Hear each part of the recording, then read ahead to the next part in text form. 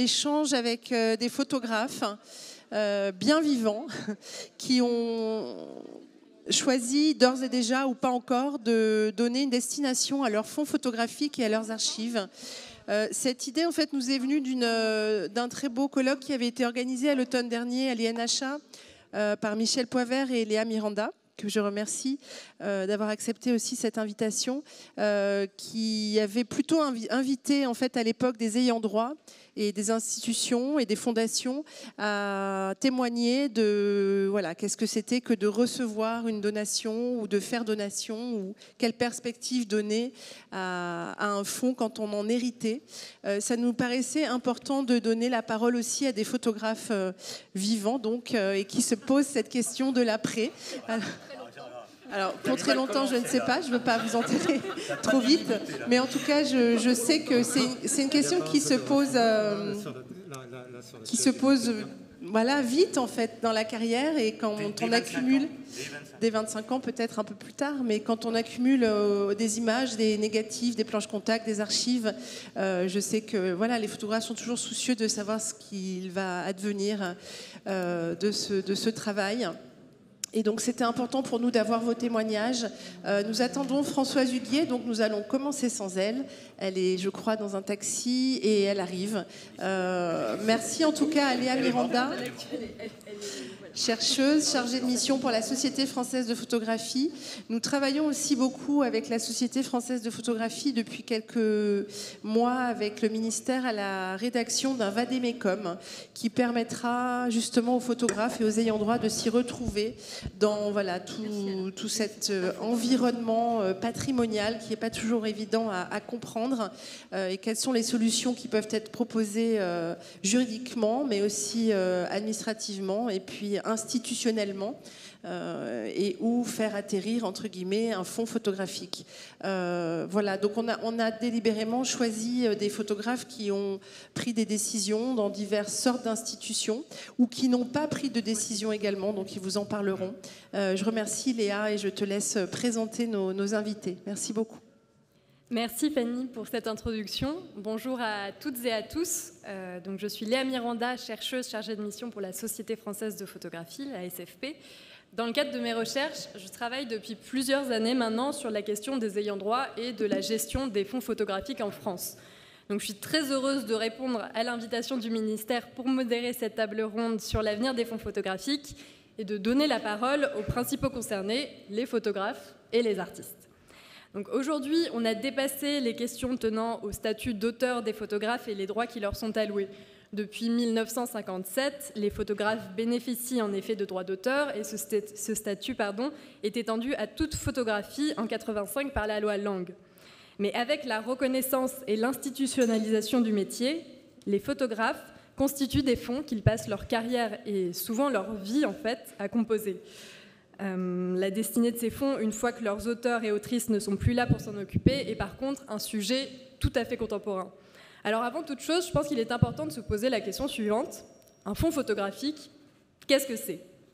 À la différence d'une collection qui est sélectionnée, triée, un fonds photographique est un ensemble hétéroclite comprenant l'œuvre complète d'un ou une photographe ou artiste, mais aussi tout ce qui a trait à sa pratique et à son processus créatif ou de travail. On peut dire aujourd'hui qu'il y a autant de variétés de fonds que de photographes, dans le sens où les fonds représentent les pratiques singulières de leurs auteurs et autrices, et c'est justement cette singularité et pour autant cette cohérence qui fonde l'intérêt de ces ensembles, car ils permettent de comprendre une œuvre, le travail d'un ou une photographe, mais aussi dans une vision macro-historique, ils permettent de compléter et d'écrire une nouvelle histoire de la photographie. Donc on ne présente plus le maillage territorial et le travail qui est fait aujourd'hui dans les institutions autour de la photographie, de la plus patrimoniale à la plus contemporaine. Le médium est maintenant présent dans les collections des musées, mais également dans les bibliothèques, les médiathèques, ainsi que dans les archives, qu'elles soient municipales, départementales ou nationales. Mais force est de constater que les photographes et les artistes, bien que souvent conseillés tant par des professionnels que par leur réseau, peinent à trouver des solutions adaptées à la gestion et à la destination de leurs fonds. Donc il existe des solutions publiques, privées, mixtes, mais face à la diversité des lieux et parfois à l'opacité de ces démarches, envisager l'avenir d'un fonds photographique demeure un sujet compliqué et une source d'inquiétude pour de nombreux photographes et artistes. Faut-il donner, léguer, déposer, vendre son fonds? Pourquoi? À qui? Qu'est-ce qu'implique le fait de donner à une collection publique? Comment créer une structure indépendante? Comment se réapproprier la notion de patrimoine photographique de manière à ce qu'elle soit plus inclusive des pratiques et des histoires contemporaines? Donc certains ont franchi le pas, identifié des lieux, entrepris des démarches. Donc depuis 1979, date de la donation L'Artigue, qui est le premier fonds photographique d'un auteur à rejoindre les collections publiques en tant que telles, mais aussi les années patrimoine photo de 80 à 2004, ou encore des solutions plus récentes comme l'Agribou de 2019 ou les dépôts proposés par l'Institut pour la photographie.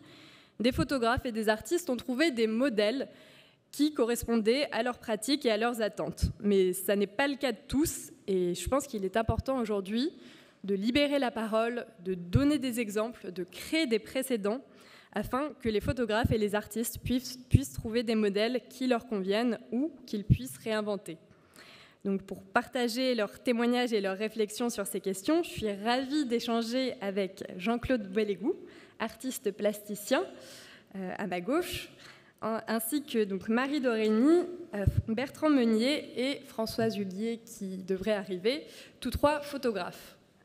Un temps d'échange est prévu à la fin pour celles et ceux qui auraient des questions, des témoignages ou des réactions aux questions qui vont suivre. Alors, je venais de l'annoncer, donc merci d'accueillir Françoise Hulier.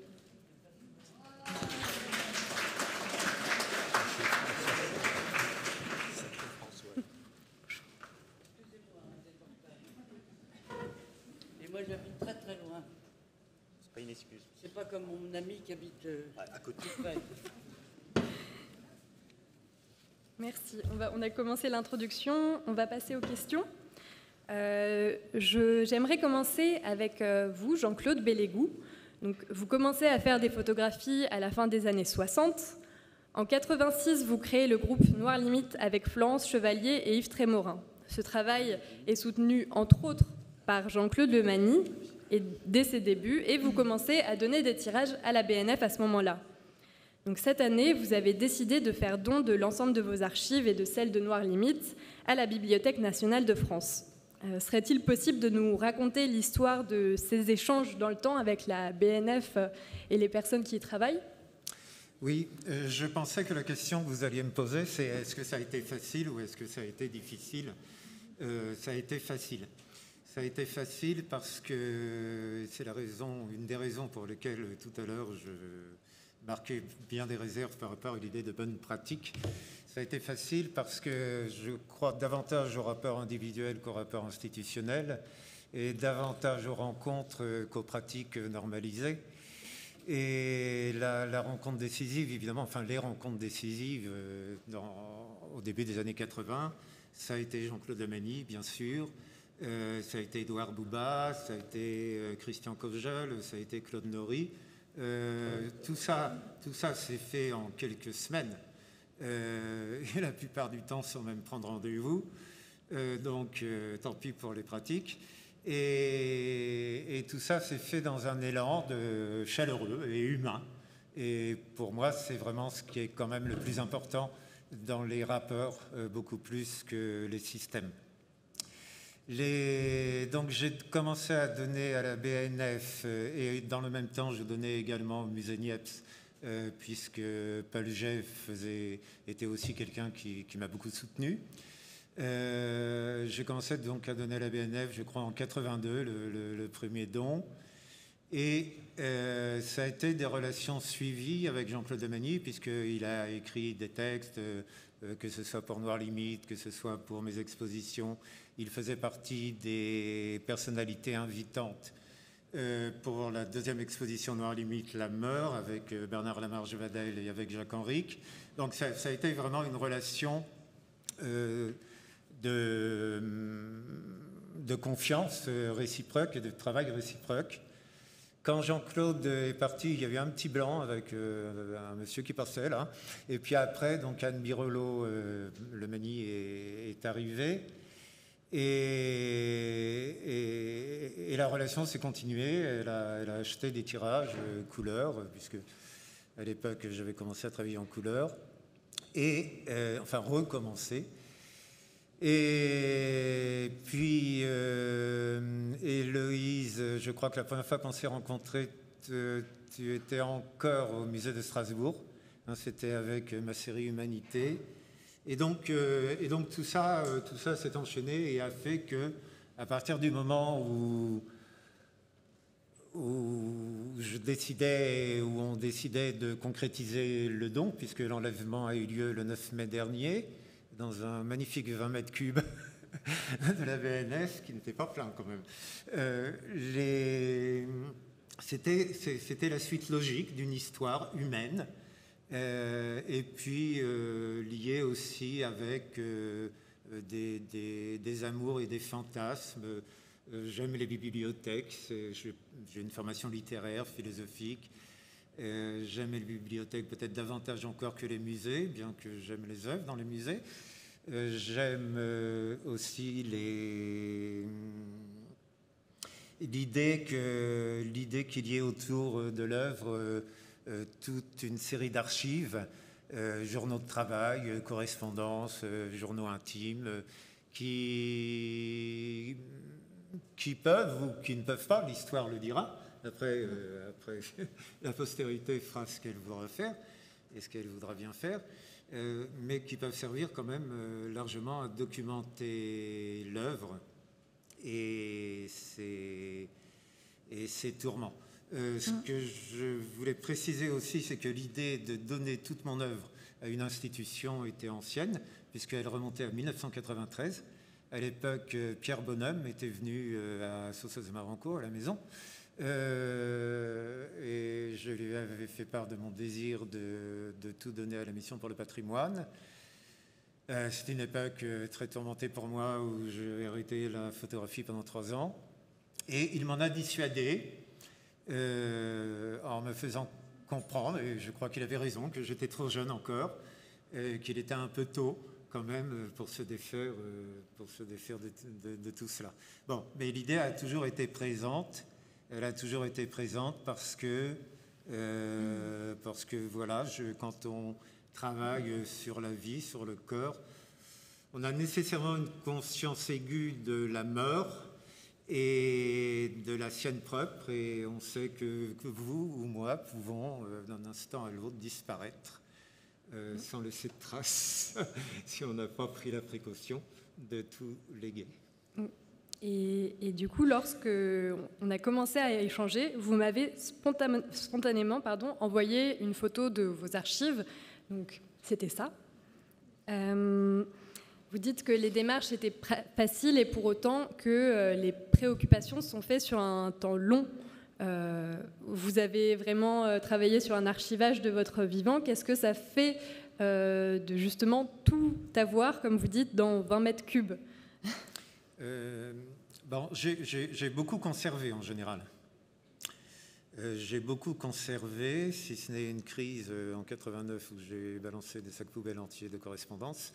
Mais autrement, j'ai beaucoup conservé et j'ai systématiquement archivé. J'ai commencé en 1992 à faire un archivage informatique.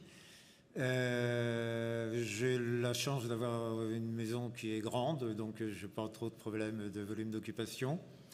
Après, une autre raison, je pense qu'on peut avoir de données en général, c'est qu'il est clair que les conditions de conservation chez soi ne sont jamais des conservations idéales.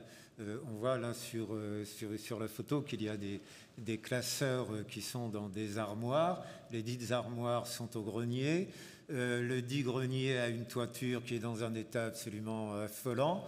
Et donc, évidemment, ce ne sont pas des conditions idéales. On ne va pas mettre chez soi des thermorégulateurs et des régulateurs d'humidité. C'est même, je dirais que le matériel de conservation, c'est la dernière roue du carrosse dans les dépenses, parce que c'est déjà tellement dur de réussir à faire quelque chose à acheter du papier ou à acheter de l'encre que, évidemment, les boîtes archivage et les cartons archivage, on fait ce qu'on peut quand on peut. Tout à fait. Et Marie Dorigny, du coup, vous êtes journaliste et photojournaliste.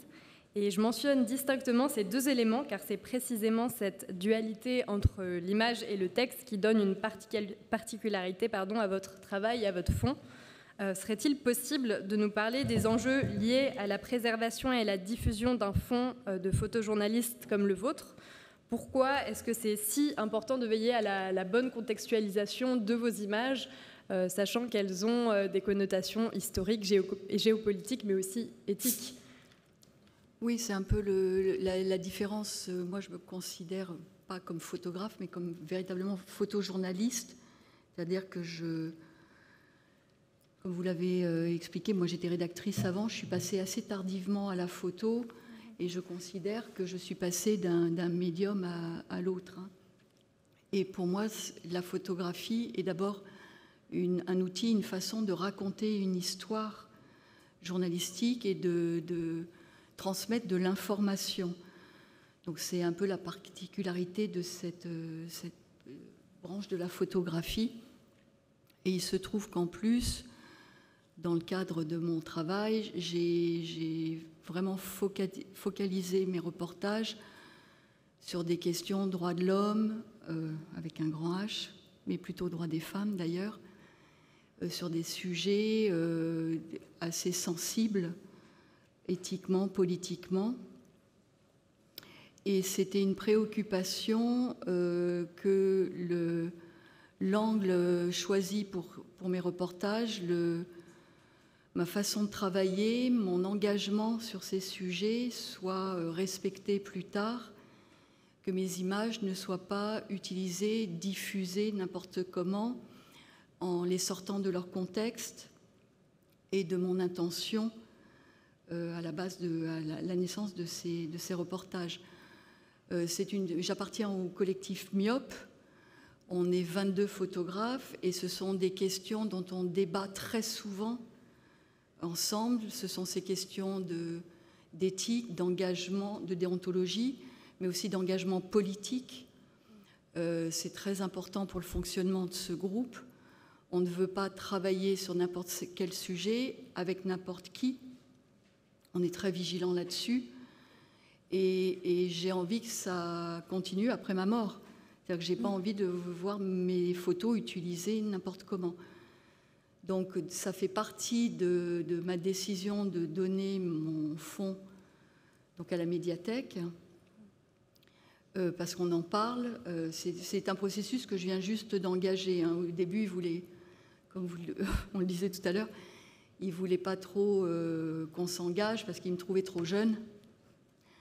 Mais ils se sont rendus compte que c'était quand même une question importante à aborder pour la mettre en place progressivement. C'est au-delà des questions de conservation technique qui sont très importantes parce qu'effectivement, moi j'ai des images qui sont en train de disparaître. J'ai des diapositives que je suis en train de perdre et pourtant elles ont toujours été rangées dans des boîtes de conservation à l'abri de la lumière, mais malgré tout, elles s'abîment.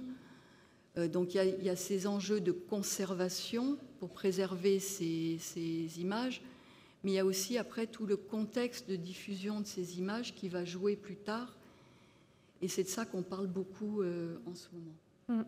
Et vous parliez justement de droits des femmes, et on peut voir à l'écran une image assez forte. Pourquoi utiliser cette expression ? De quoi ? De droits des femmes ? De droits des femmes. Qu'est-ce que, dans votre travail, pourquoi dans votre travail vous avez eu un accès particulier justement en tant que femme photojournaliste ? Qu'est-ce que ça a impliqué ? En quoi ça a changé aussi le rapport au sujet ? Non, c'est pas vraiment cette question-là. Moi, c'est plus... Là, on a mis un exemple de femme en photographie, mais là, si on regarde cette photo, on est dans une histoire... C'est un travail que j'ai fait en commande pour le Parlement européen en 2015 et en 2016, et qui portait sur malheureusement, le sujet d'actualité aujourd'hui, sur les réfugiés syriens, irakiens et afghans qui sont arrivés massivement en Europe, vous vous souvenez, en 2015-2016. Donc le Parlement européen m'avait missionné pour documenter cet exode massif. Donc il y avait, l'angle était sur les femmes. Mais moi, ce qui m'intéresse dans cette photo et dans l'usage qui peut en être fait plus tard, c'est par exemple tout le débat qu'il y a sur la migration, l'immigration, la présence des réfugiés chez nous aujourd'hui. Ces images-là, qui ont été prises dans un contexte particulier, une époque particulière où l'Europe ouvrait ses portes, avec un donneur d'ordre qui était le Parlement européen, qui comptait utiliser ce travail pour mettre en place des programmes d'aide pour ces réfugiés. Tout ce travail a été fait dans un contexte particulier, avec une intention particulière. Et ces images-là, je veux qu'elles soient conservées, archivées, mises à disposition plus tard pour des historiens, des chercheurs ou le grand public, mais dans leur contexte, qu'elles ne soient pas détournées au gré des intentions politiques des uns et des autres. Voilà, ça c'est une image doublement qui peut prêter à controverse, parce que non seulement c'est une femme réfugiée irakienne, mais cette jeune femme espagnole appartient à une ONG. Ces ONG sont aujourd'hui interdites en Grèce. Les militants qui aidaient ces réfugiés sont aujourd'hui poursuivis devant les tribunaux. Tout cela a basculé du jour au lendemain. Donc, toutes ces images, sont, comme celles de tous les photojournalistes, sont l'enregistrement d'informations historiques très précises et qu'il faut absolument préserver dans leur contexte. Pardon, j'étais un peu longue. Et concernant votre fonds, vous avez conçu un équilibre tripartite entre la gestion de vos droits, la conservation matérielle de votre fonds et la diffusion avec une agence, donc l'agence Myope, avec qui vous travaillez déjà. Est-ce que vous pouvez nous expliquer comment vous avez conçu cet équilibre et pourquoi ces différents niveaux ? Je vais essayer d'être plus rapide. Donc, moi, j'ai été confrontée à cette histoire de succession et de ce dont vous parliez. À la mort de mes parents, il a fallu vider la maison. Je me suis rendu compte de la tâche que ça représentait lorsqu'on est devant toute une vie rassemblée. Je me suis dit, mince, qu'est-ce qui va se passer pour moi après mon décès ? D'autant plus que moi, je n'ai pas d'enfants, je n'ai pas d'héritier direct, j'ai des nièces qui ne connaissent pas vraiment mon activité professionnelle, mon travail. Et je me suis dit, je vais leur laisser quand même un sacré boulet. Elles vont se retrouver face à des milliers d'images.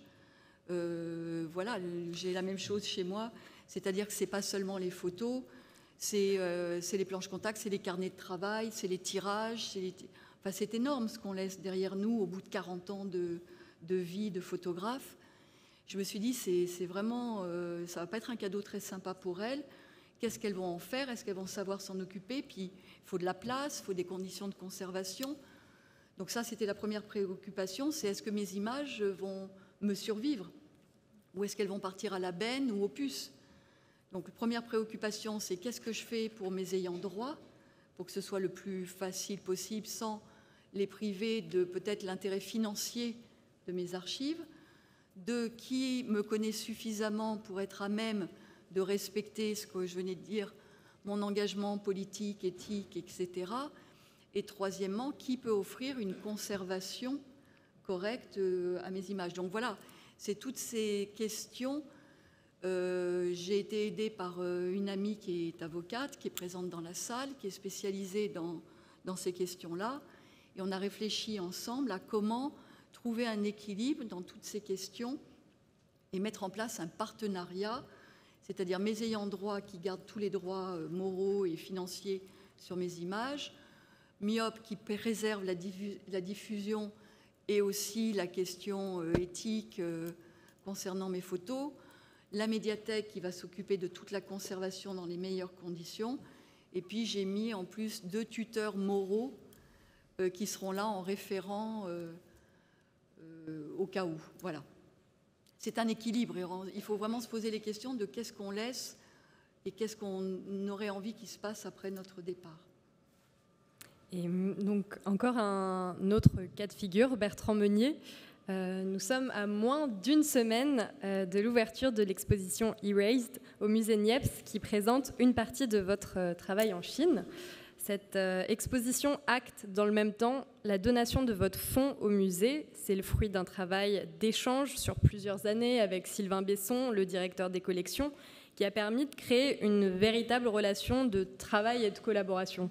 Donc, est-ce que vous pouvez nous expliquer quelle a été votre démarche? Comment est-ce qu'on continue à travailler avec une institution après avoir donné son fonds? Bonjour. Bon, je pourrais reprendre à mon compte tout ce qui a été dit jusqu'à maintenant. La donation au musée Niepce, je l'ai inscrite aussi dans une démarche de collaboration. Pour moi, ça a été extrêmement important quand j'ai eu cet échange avec Sylvain Besson, qui date. Si j'ai pris cette décision, c'était aussi dans le fait de pouvoir collaborer avec un musée à travers les techniciens qui travaillent avec le musée et de pouvoir avancer dans mon travail au fur et à mesure avec l'appui du musée. Moi, je pense que s'il y a un des éléments qui m'a fait prendre cette décision de donation, ça a été le fait d'être, de travailler, de collaborer, d'échanger, de grandir avec une institution. Ça, je crois que c'est l'argument principal qui m'a fait prendre cette décision. Après, il y a l'aspect, ce que tu viens de dire, il y a l'aspect familial. Éviter de laisser à mes enfants cette charge peut-être émotionnelle, donc peut-être de l'anticiper. Donc ça, j'y ai pensé, ça fait quelque temps que j'y pensais, et ça a été l'occasion de le faire. Après, il y a l'idée de conservation qui est extrêmement importante, hein. Mais ça, c'est ce qu'on fera de mes images après. Disons que ce n'est pas mon questionnement principal.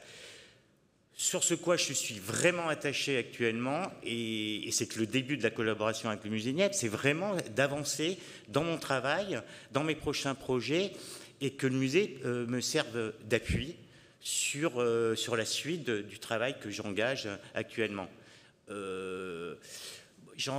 Souvent, ça me fait sourire dans les donations, et tout à l'heure dans l'introduction, c'est vrai qu'on a toujours l'impression, peut-être on l'est, on est vieux, on est à la fin de notre carrière, on a la fin de vie. Moi, je ne l'envisage pas du tout comme ça. Enfin, je ne sais pas, vous me voyez, je suis plutôt actif, enfin, je l'espère. Et c'est déconstruire cette idée que la donation à une institution se ferait en fin de carrière. Enfin, c'est un truc que je trouve assez insupportable. Je préfère le faire de mon vivant, et certainement parce que je suis actif. Actif pour savoir ce qu'on fera de mon travail, d'avoir un contrôle et d'avoir des échanges, des idées et de collaborer. Ça, je trouve ça extrêmement excitant de collaborer avec une institution. Et je suis assez chiant pour pousser dans ce sens-là et d'avancer. Voilà, ça je trouve, voilà, si je devais résumer un petit peu mon intervention, elle serait vraiment liée à ça. Et encore une fois, alors c'est un clin d'œil, mais déconstruire cette idée que notre travail, intégrer une institution en fin de carrière. Enfin, moi, je trouve ça insupportable. Moi, ça me renvoie des mauvaises ondes. Voilà. Que vous dire d'autre? Oui, la conservation, bien sûr, ce que tu disais, Marie, bien sûr. Bon, ça prend beaucoup d'espace, surtout quand on travaille en argentique. Donc voilà, moi, j'ai fait le deuil, si vous voulez, de mes étagères de classeurs. Ça a été difficile, mais j'en ai fait le deuil. Donc, il y a plein de bouquins qui sont venus remplacer mes classeurs d'archives, c'est plutôt sympathique. Voilà.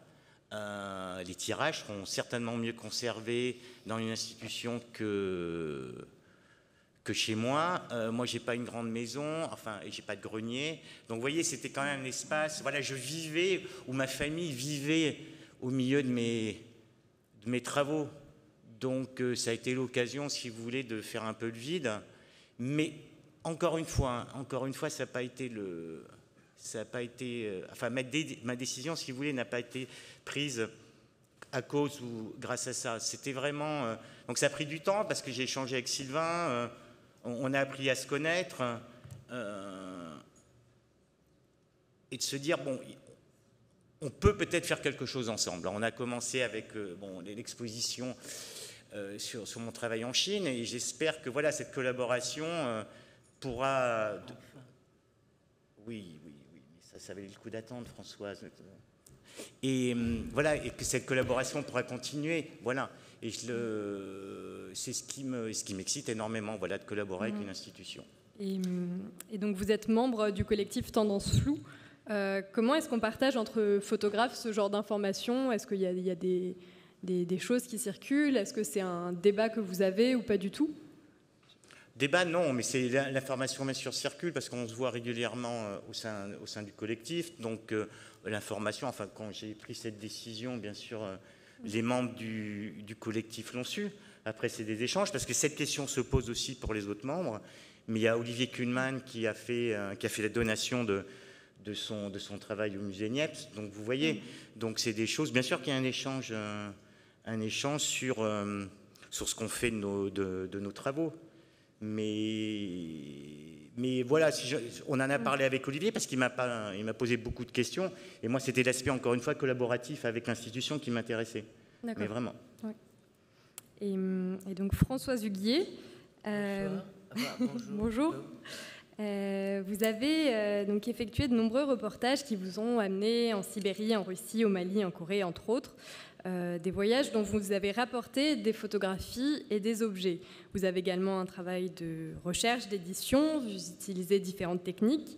Alors, avant toute chose, est-ce que vous pouvez nous expliquer comment est-ce que vous concevez votre fond? Qu'est-ce que ça inclut? Ça inclut quoi? Est-ce que vous travaillez justement, vous conservez votre fond chez vous, donc qu'est-ce que vous considérez comme appartenant à votre fond? Je vais vous dire comment je suis expliqué. D'abord, j'ai de la chance, j'ai une grande maison quand même. Donc, non, pas de grenier. Je ne suis pas comme Raymond, tu vois. J'ai pas eu de grenier. Non, j'ai pas de grenier. Mais j'ai une très très grande maison.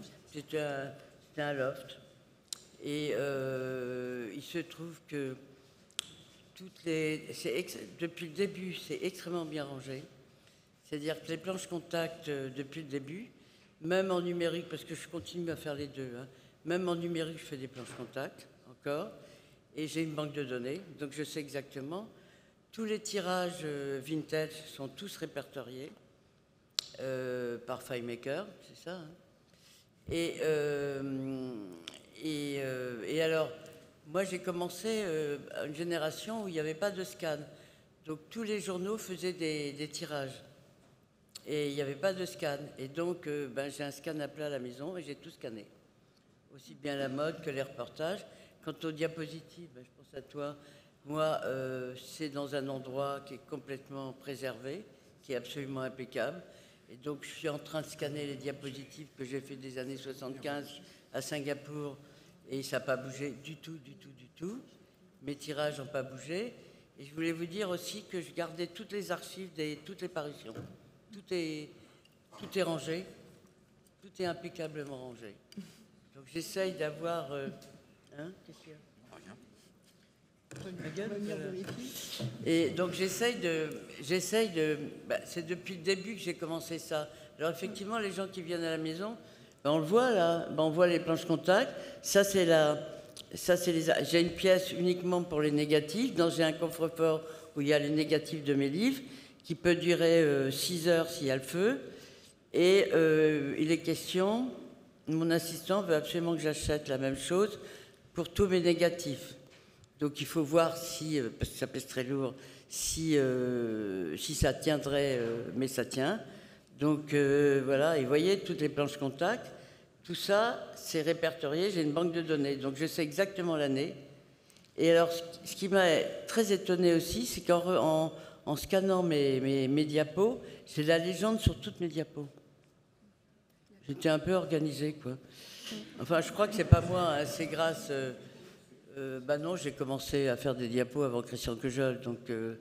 mais c'est vrai que l'édition, c'est vraiment Christian Quejol qui m'a appris à faire de l'édition. Le dernier livre là, qui vient de sortir, c'est une réédition de ce que j'ai fait en Sibérie polaire. C'est vraiment Christian qui m'a... Et c'est vrai que cette banque de données, elle est très très utile. Et en ce moment, on est en train de scanner beaucoup de négatifs, et, en couleur et en noir et blanc, et puis en diapo. Et les diapos, elles sont impeccables. Hein. Elles sont absolument impeccables. Et ce qui est génial, en plus, c'est qu'il y a, je vous l'ai dit, c'est qu'il y a la légende. Alors après, où je fous tout à la poubelle, hein. je rigole, mais j'ai travaillé pour Marie-Claire Biche, qu'évidemment, plus personne ne sait ce que c'est que Marie-Claire Biche. Toi, tu dois savoir ce que c'est Marie-Claire Biche. Et qui était un journal absolument formidable. Et Marie-Claire Biche, évidemment, c'était en diapo. Et j'ai gardé tous les journaux. Et Santidé, j'ai commencé par Santidé. J'ai gardé toutes les parutions. J'ai toutes les parutions à la maison. Et alors, il se trouvait que j'ai fait 30 ans de mode, défilés de mode, des ateliers, etc. Je ne parle pas des séries de mode. Hein. Et à un moment, j'ai dit, je vais donner à Galliera. Et Galliera m'a répondu, la mairie m'a répondu, oui, mais ça coûte trop cher, c'était cadeau. Hein. Je ne vous dis pas le nombre de négatifs qu'il y a. Hein. Et par créateur. Et ils m'ont dit non, ça coûte trop cher en scan. Donc du coup, maintenant, c'est maison par maison. Là, le musée d'Yves Saint-Laurent m'a appelé, j'y vais tout à l'heure.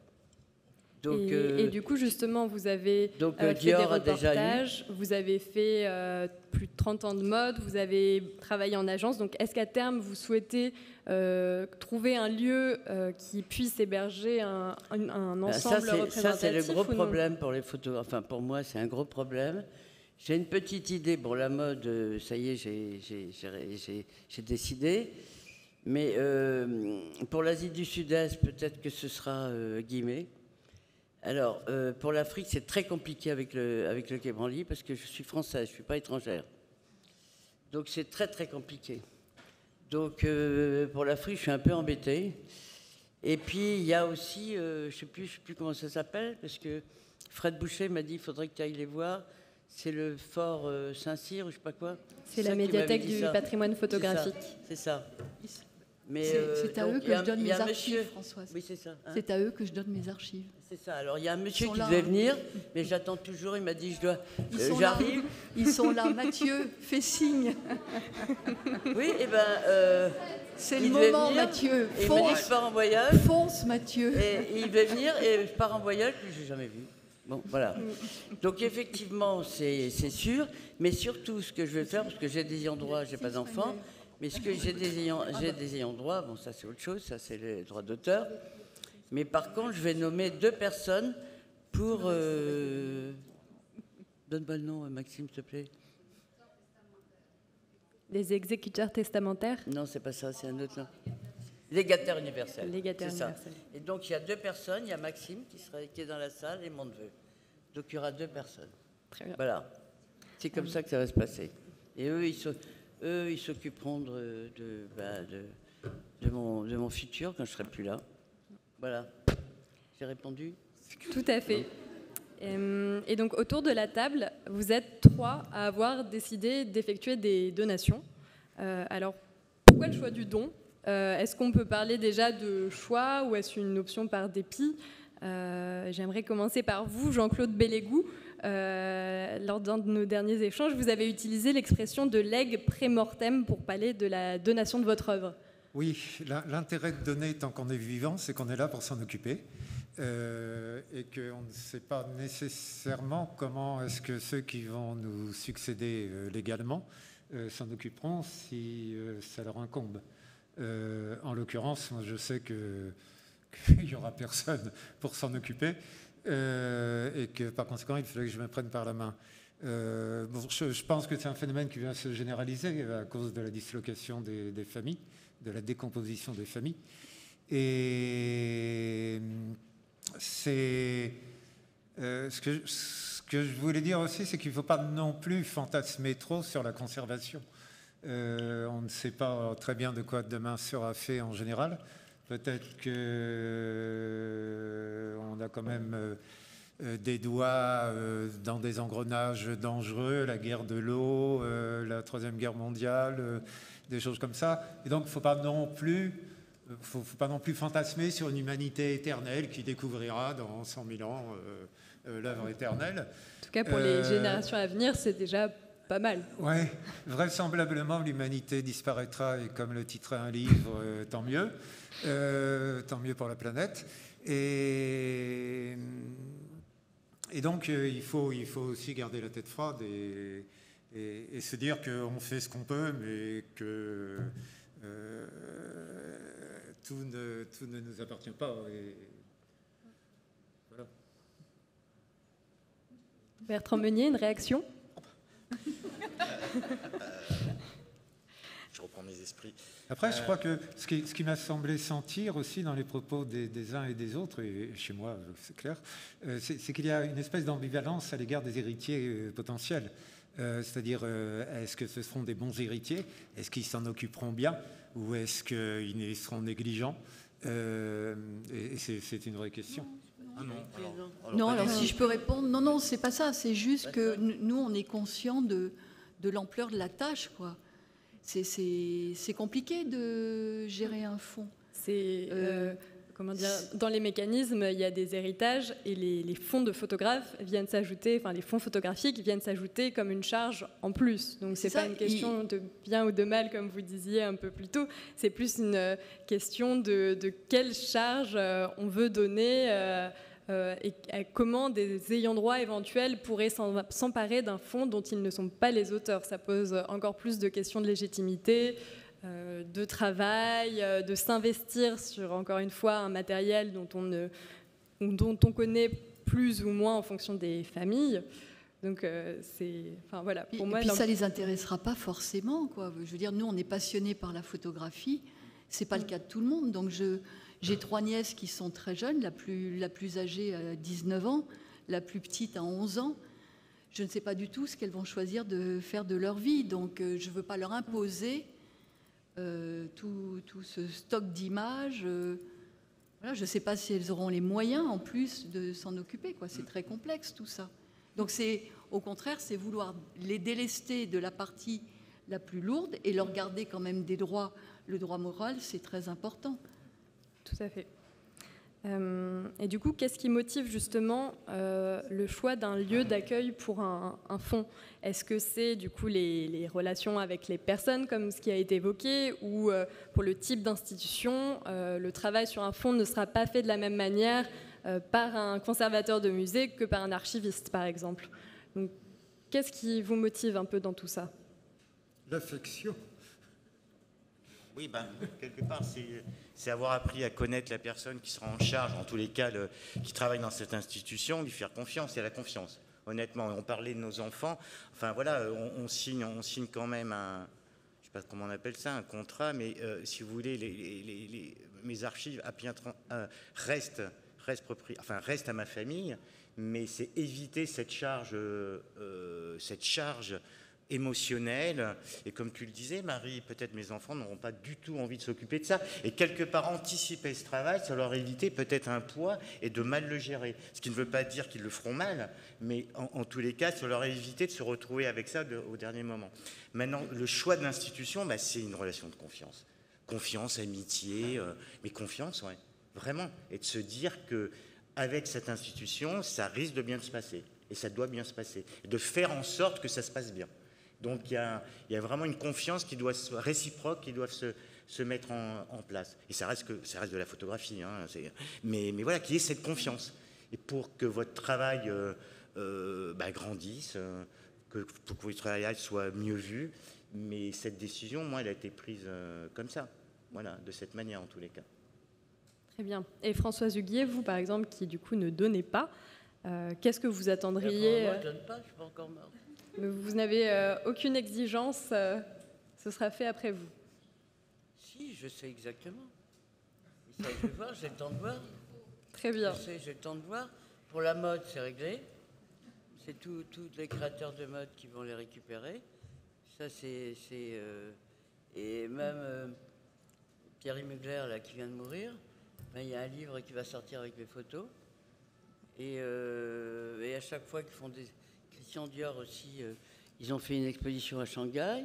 Issey Miyake, ils s'en servent pour des expositions aussi. Et moi, je suis très, très contente que ça revienne chez eux. Je suis très contente. Et c'était une idée d'Agnès de Guyon-Saint-Cyr. Et je remercie Agnès parce que c'est elle qui m'a donné cette idée. Et alors, c'est pareil pour le Japon. Moi, il y a Haribo qui a donné l'Asie, qui a donné l'Asie à Guillemets. Et moi, pourquoi pas? Pourquoi pas? Parce que j'ai fait quand même beaucoup de choses en Asie. Pourquoi pas? Ça, j'ai pas encore décidé, quoi. Et donc, je suis désolée, le temps nous presse. J'aimerais avoir un moment d'échange avec le public à la fin. Donc, j'aurais aimé, avant de finir brièvement, de savoir si vous auriez des conseils à donner à d'autres photographes, avec chacun donc votre expérience sur la gestion, la destination d'un fonds.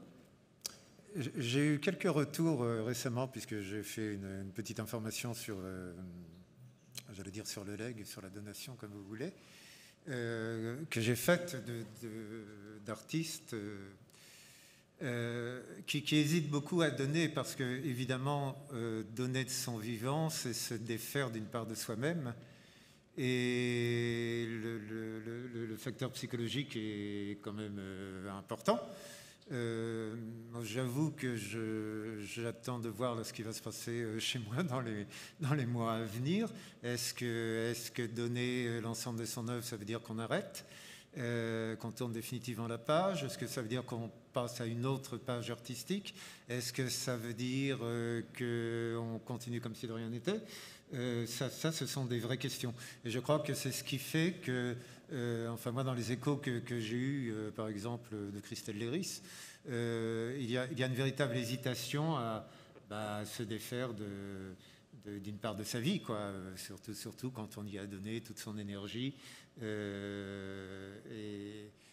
qu'on en a fait vraiment une part essentielle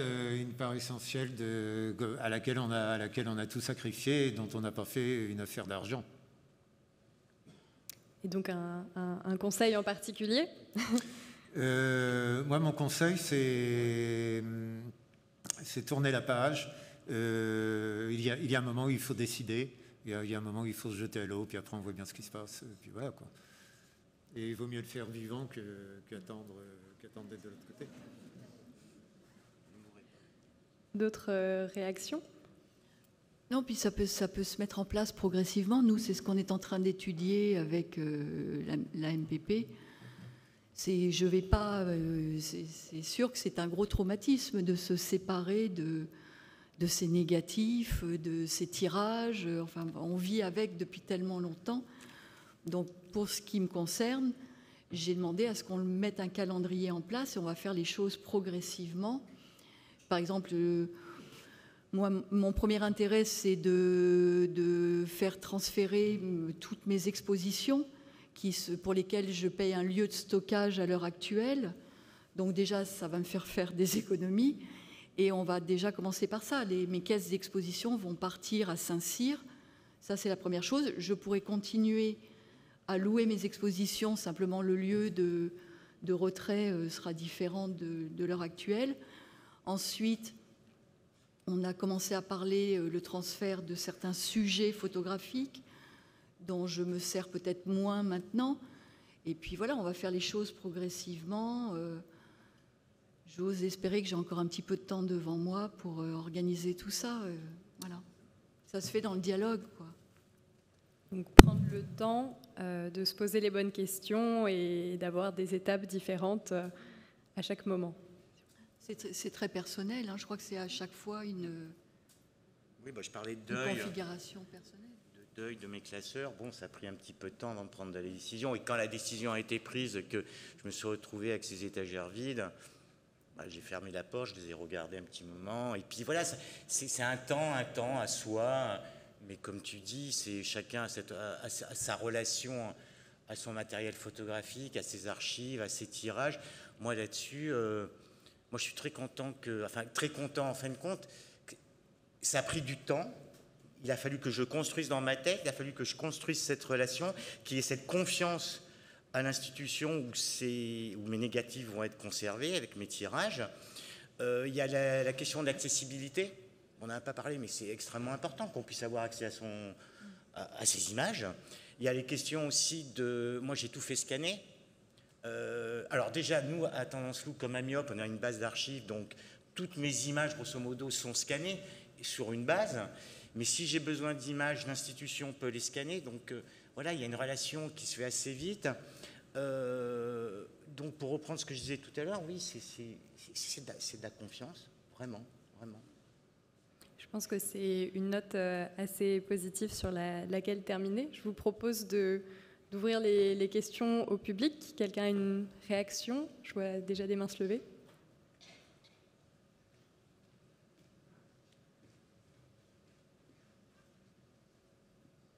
Je m'appelle Michael von Grafenrich, j'ai 66 ans, je suis photographe. Je suis suisse-alémanique d'origine, mais je suis depuis 30 ans à Paris. Bon, j'ai les mêmes réflexions que vous, mais j'ai des questions très précises. D'abord à Jean-Claude. Est-ce que vous allez arrêter de travailler et vous faites autre chose après?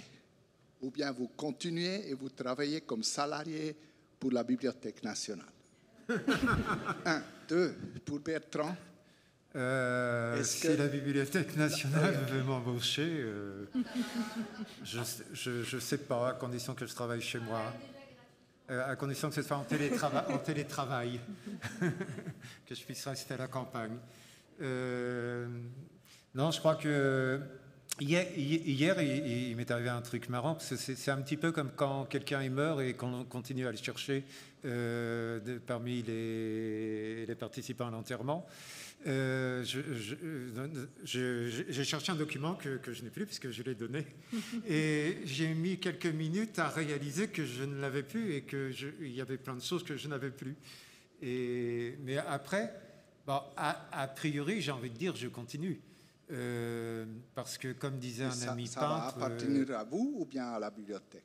Tout ce que vous faites à partir de maintenant?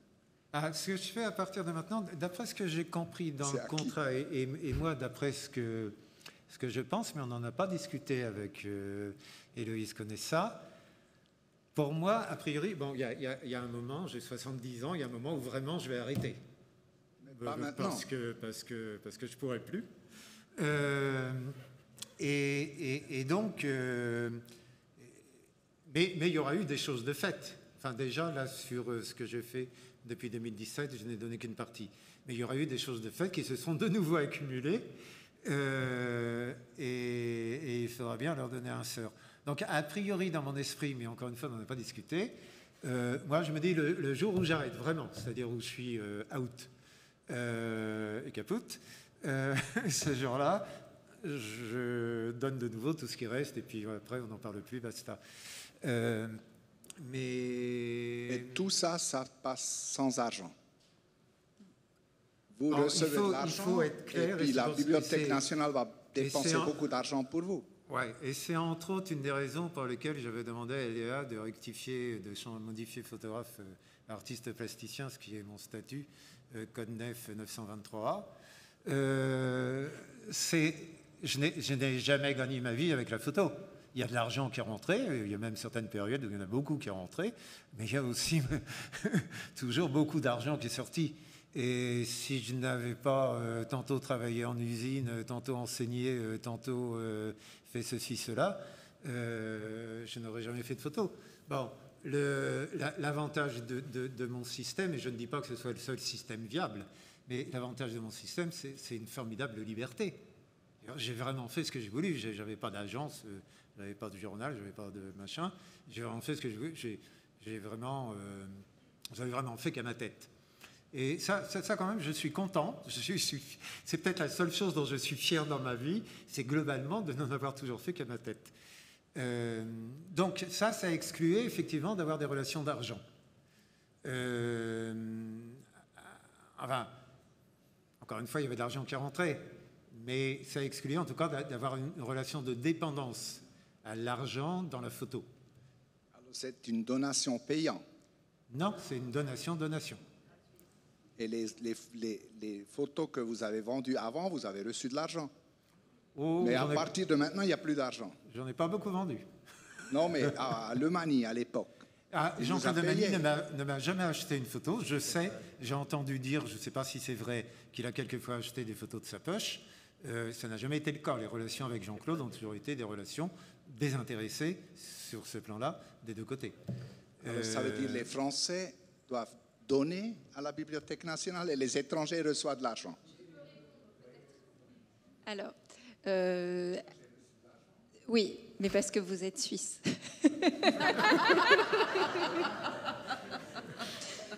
pas parce que vous êtes suisse, mais parce que vous êtes un photographe étranger. En fait, la BNF a ce dispositif que je répète à chaque Parlement de la photo d'année en année, mais qui est le dépôt légal et qui est en fait l'obligation faite à tout photographe français qui travaille sur le territoire français de déposer en un exemplaire chaque tirage qu'il rend public par le biais d'une édition ou d'une exposition. Voilà. Bon, je parle devant une assemblée de photographes et devant l'écosystème de la photographie. Autant vous dire que c'est impossible, que tous les photographes ne font pas leur dépôt légal. Et que, voilà. Mais je tiens à préciser que Jean-Claude l'a fait souvent, qu'il a donné par ailleurs.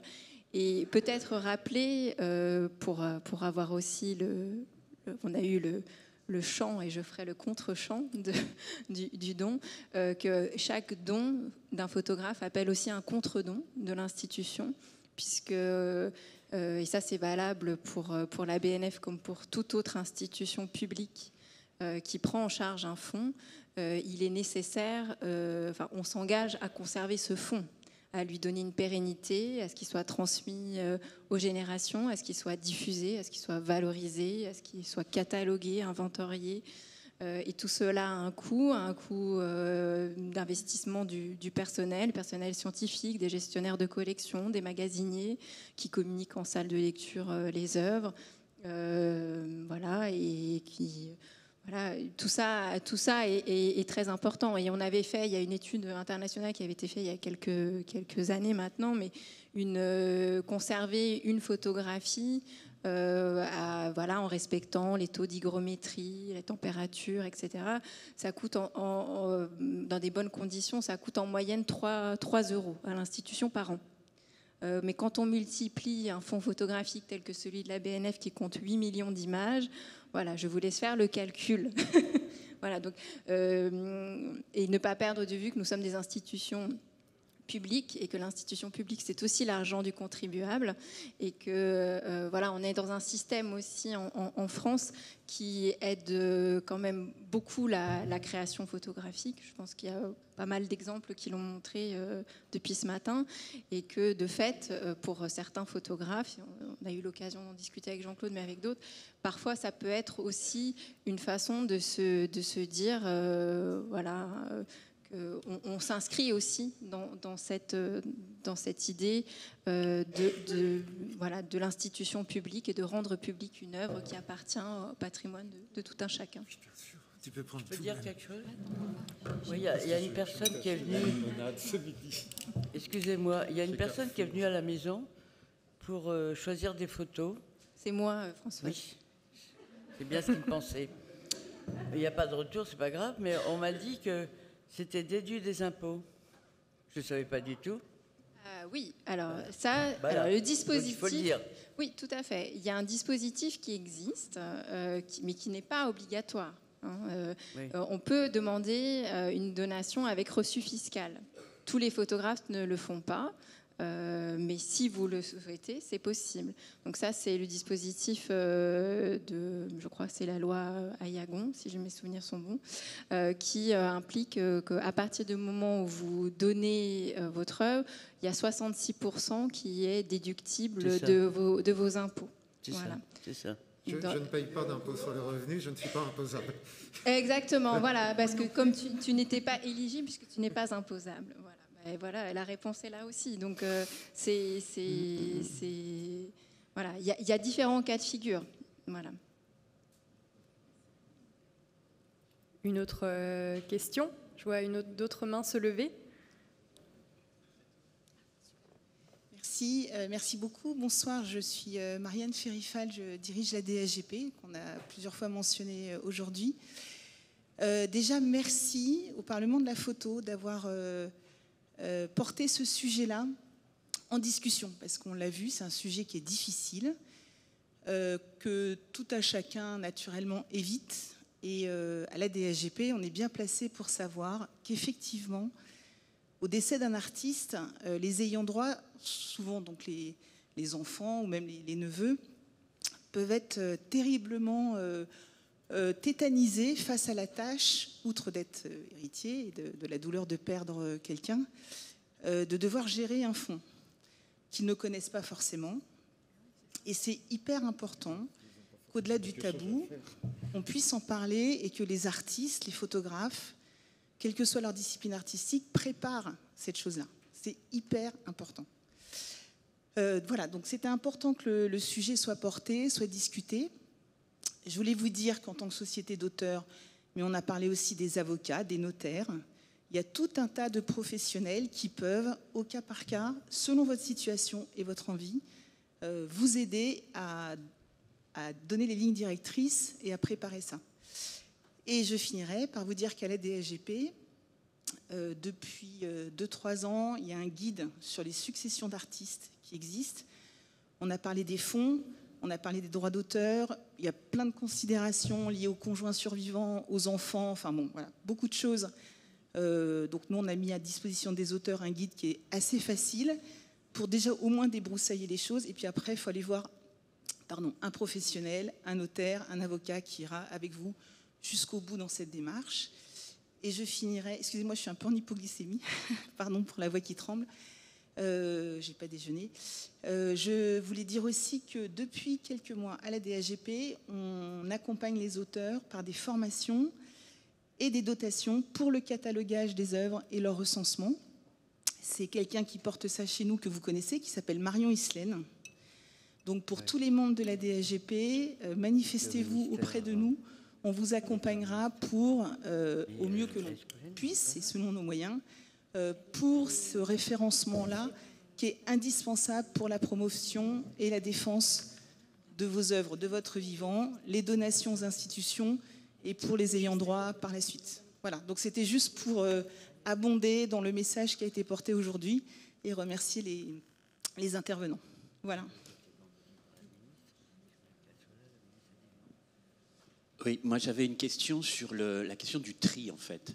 Du tri du côté du photographe. Est-ce que vous donnez l'ensemble de votre fonds ou bien une partie? Comment vous faites votre tri? Et puis du côté des institutions ou des structures qui vont récupérer vos archives, là aussi j'imagine qu'il y a des questions de tri, notamment liées au coût qui a été évoqué tout à l'heure de 3 € par photographie conservée. Donc finalement, ce n'est pas toujours un cadeau de recevoir des legs ou des dons dans les musées, on le sait bien. Comment ça s'opère, cette question de qu'est-ce que je lègue, qu'est-ce que je lègue pas, comment se fait la négociation avec les institutions par rapport à ça?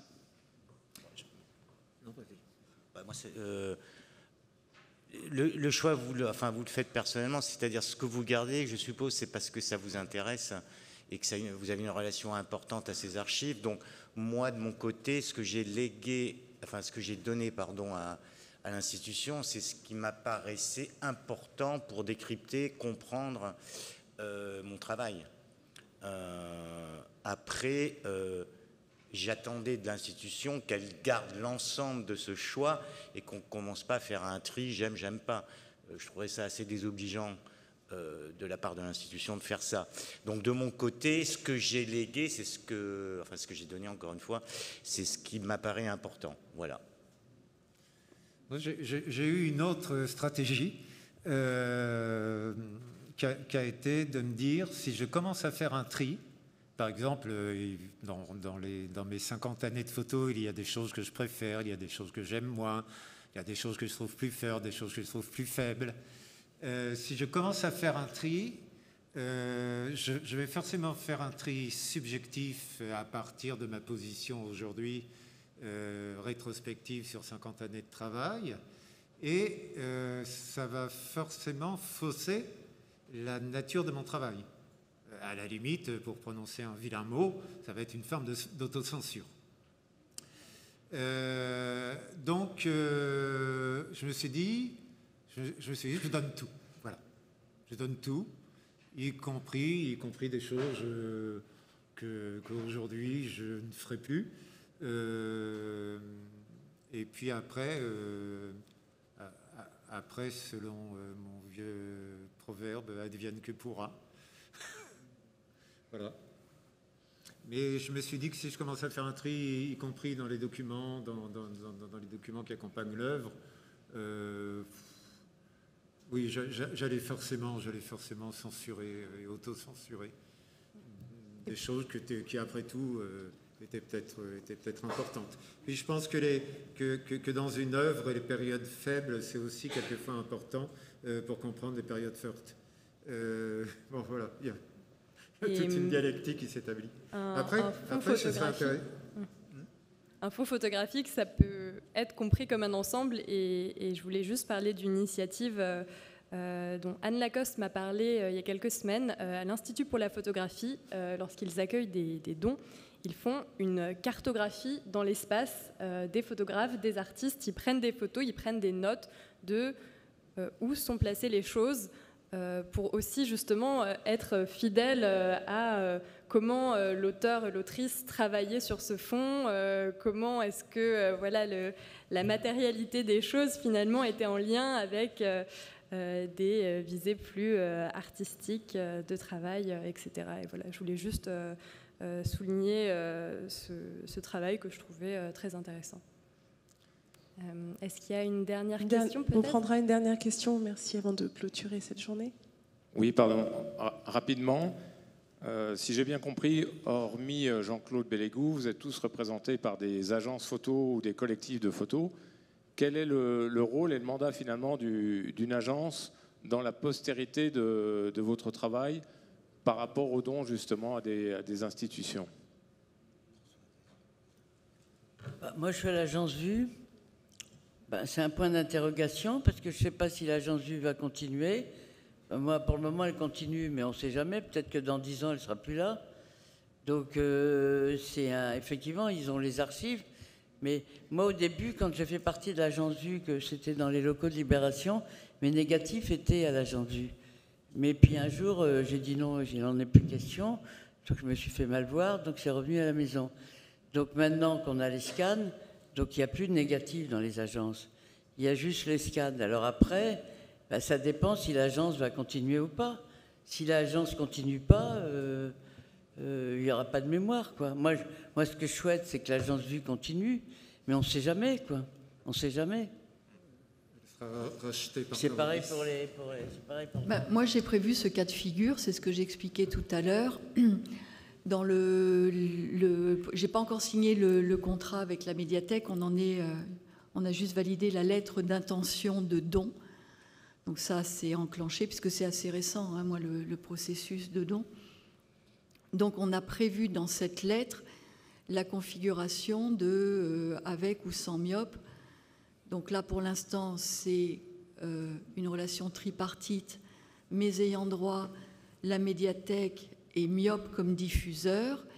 Et on a marqué noir sur blanc, et ce sera dans mon testament, que si myope disparaît, après mon propre décès et que je ne suis plus là pour décider du diffuseur, ce sera la médiathèque. Elle prendra en charge cette partie de la diffusion. Donc on l'a prévu dans les textes. Oui, votre question, c'est la fragilité des institutions, enfin des agences photographiques. Donc moi, si je prends le cas de... Enfin, le musée Nièce, par exemple, n'est pas en charge de distribuer mes photos en archives. Ça reste Tendance Floue. Mais si je prends l'exemple de Tendance Floue, par exemple, on a eu un photographe qui est malheureusement décédé d'un cancer. On a été, l'agence, la structure, le collectif a été à même de distribuer ces photographies pendant des années. Et les revenus étaient reversés à ses ayants droit. Donc maintenant, comme dit Françoise, c'est la pérennité d'une agence comme Vue ou comme Tendance Floue, je ne sais pas pour vous, pour Myope. Voilà, mais ça, moi, je ne peux pas me prononcer pour Tendance Floue. Mais en tous les cas, au décès d'un photographe, la structure est à même, si vous voulez, de distribuer par sa base d'archives, ou même les expositions, le travail du photographe, et avec une reversion aux ayants droit. Alors, il y a le système des fondations, mais ça coûte 1 million d'euros. Hein. Donc, nous ne sommes pas tous Cartier-Bresson. Mais alors, moi, j'ai appris qu'il y a un autre système, c'est association. Il y a un photographe qui était avant à Vue qui est mort, et ses ayants droit ont fait une association. pour toutes ces archives. Il y a l'association et il y a aussi le fonds Et alors, de ça coûte dotation pas 1 million d'euros, avant la fondation. Il y a également le fonds de dotation où il y a un apport de 15 000 euros. C'est ça, fonds de dotation, oui, c'est ça. Voilà. Il y a un apport. Comment? Ah non, mais ça, je m'en doute, oui, ça, je m'en doute. Ça, je m'en doute, oui.